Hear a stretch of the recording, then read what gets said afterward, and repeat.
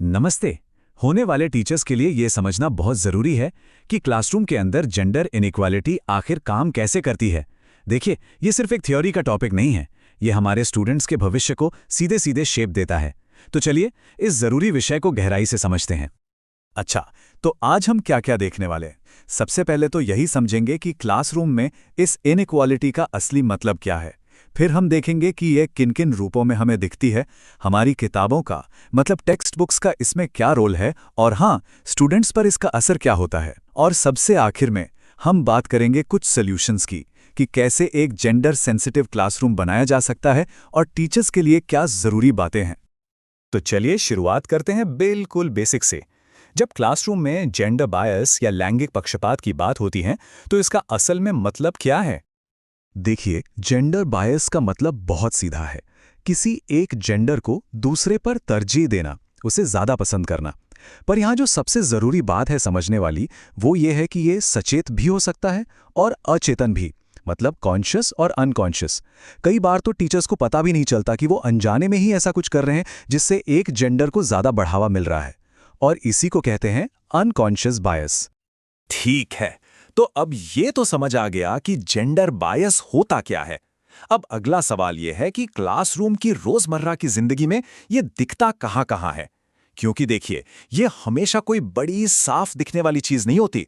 अक्सर ये बहुत छोटी-छोटी रोज की बातों में छिपा होता है। तो सवाल यही है कि ये पक्षपात आखिर नजर कहाँ आता है। असल में ये छिपा होता है टीचर्स के बर्ताव में, जिस तरह से वो स्टूडेंट से बात करते हैं, जिस तरह से क्लास को मैनेज करते हैं, और हाँ, लड़कों और लड़कियों से जो अलग अलग उम्मीदें रखी जाती हैं उनमें। ये एक बहुत कॉमन चीज़ है। अक्सर देखा गया है कि टीचर्स का ध्यान और उनकी उम्मीदें जेंडर के हिसाब से बदल जाती हैं। जैसे लड़कों को इनकरेज किया जाता है कि वो एक्टिव रहें, बोलें, अपना दिमाग लगाएं, है ना? वहीं लड़कियों की तारीफ किस बात के लिए होती है कि वो कितनी शांत हैं, कितना साफ सुथरा काम करती हैं, कितनी डिसिप्लिन्ड हैं। बस यहीं से एक अनजाने पक्षपात की, एक अनइंटेंडेड बायस की शुरुआत हो जाती है। यहाँ इस फर्क को और साफ तौर पर देख सकते हैं। एक तरफ लड़कों से उम्मीद है कि वो एक्टिव हों, अपनी बात रखें, उनकी थोड़ी बहुत शरारतों को भी लड़के तो लड़के होते हैं कहकर टाल दिया जाता है। वहीं दूसरी तरफ लड़कियों से क्या उम्मीद की जाती है कि वो शांत रहें, नियम माने और अपना काम करीने से करें। ये जो दोहरा मापदंड है ना, यही सीखने के पूरे माहौल पर सीधा असर डालता है। और ये पक्षपात सिर्फ उम्मीदों तक ही नहीं रहता, ये क्लास की एक्टिविटीज़ और जिम्मेदारियों में भी दिखता है।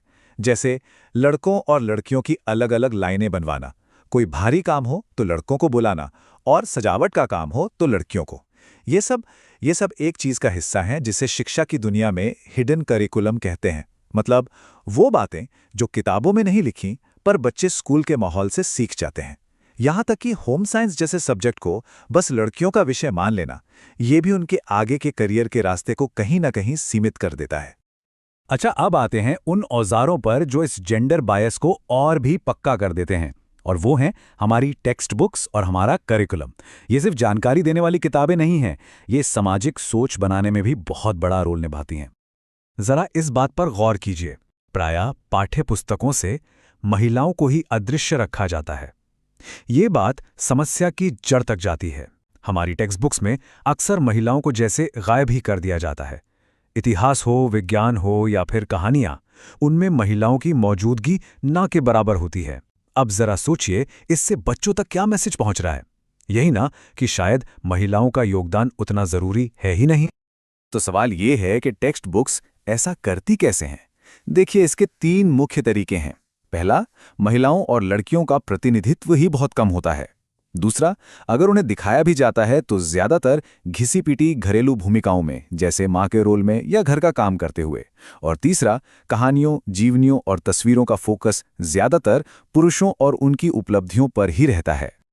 तो अब आते हैं सबसे जरूरी सवाल पर कि इन सब चीजों का बच्चों पर, स्टूडेंट्स पर असर क्या होता है। एक भावी टीचर के तौर पर यह समझना सबसे ज्यादा जरूरी है, क्योंकि क्लासरूम में जो कुछ भी होता है वो बच्चों के दिमाग पर एक गहरी छाप छोड़ता है। सबसे पहला और सबसे सीधा असर ये बच्चों के सब्जेक्ट और करियर के चुनाव को सीमित कर देता है। सोचिए, जब लड़कियों को बार बार ये मैसेज मिलता है कि अरे, साइंस और मैथ्स जैसे मुश्किल सब्जेक्ट्स तुम्हारे लिए नहीं हैं, तो जाहिर है वो उन फील्ड से दूर होने लगती हैं। भले ही उनका इंटरेस्ट हो, भले ही वो उसमें अच्छी हों। फिर आता है मनोवैज्ञानिक असर। जब क्लास में लड़कियों की राय को कम तवज्जो दी जाती है या उन्हें बार बार चुप रहने और शांत रहने को कहा जाता है, तो धीरे धीरे उनका आत्मसम्मान और आत्मविश्वास यानी सेल्फ एस्टीम और कॉन्फिडेंस कम होने लगता है। वो अपनी ही काबिलियत पर शक करने लगती हैं। और आखिर में ये समझना जरूरी है कि स्कूल का माहौल एक छोटे समाज जैसा ही होता है। ये या तो समाज में पहले से मौजूद घिसी-पिटी सोच को चुनौती दे सकता है या फिर उसे और पक्का कर सकता है। जब क्लासरूम में जेंडर बायस होता है तो ये समाज की हानिकारक रूढ़ियों को और भी मजबूत कर देता है। तो ठीक है, हमने समस्या को तो अच्छी तरह समझ लिया है। अब बात करते हैं समाधान की।